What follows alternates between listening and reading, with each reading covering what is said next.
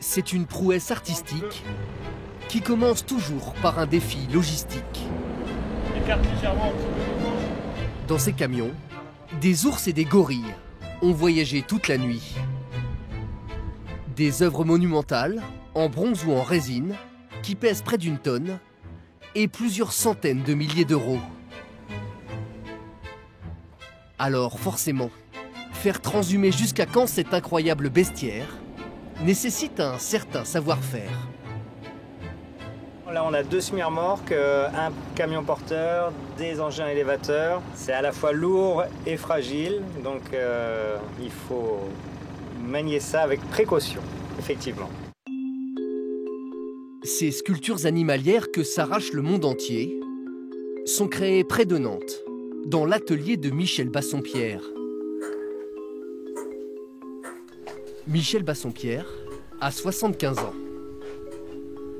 Et derrière ses moustaches et son air malicieux, cet artiste secret sculpte des animaux depuis plus d'un demi-siècle.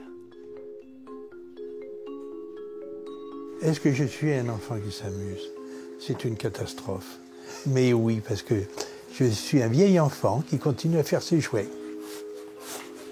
Parce que depuis gamin, où j'allais au zoo, puis quand je revenais, il fallait que je dessine, j'en avais plein la tête, il fallait que je vide tout ce que pour laisser de la place aux autres, quoi. Et donc je dessinais. Et depuis toujours, ça m'est resté, quoi. C'est ce besoin de dessiner et de modeler et d'amener en volume des choses que j'ai dans la tête, quoi. Dans la tête de Michel Bassompierre, il y a tout un monde, ou plutôt une incroyable faune. Des animaux qui le fascinent dans les moindres détails. Il faut d'abord bien connaître un animal, hein, donc il faut le déshabiller, il faut voir comment est fait son squelette, comment viennent s'attacher les muscles, comment se positionnent les pattes quand il marche. Par exemple, un ours blanc, quand il marche dans la neige, il met toujours sa patte arrière dans le creux qui a été fait par la patte avant pour économiser de l'énergie, ainsi de suite. Bon, il y a donc toute cette connaissance et toute cette anatomie, toute cette connaissance de l'anatomie. Diplômé de l'école des Beaux-Arts de Rouen, Michel Bassompierre a passé sa vie à sculpter des animaux. D'abord dans l'anonymat, avant de voir sa carrière décoller il y a moins de 10 ans. Désormais, de New York à Paris, l'artiste expose ses œuvres dans le monde entier. Certaines de ses sculptures sont même reproduites en format géant dans les plus grandes fonderies d'art.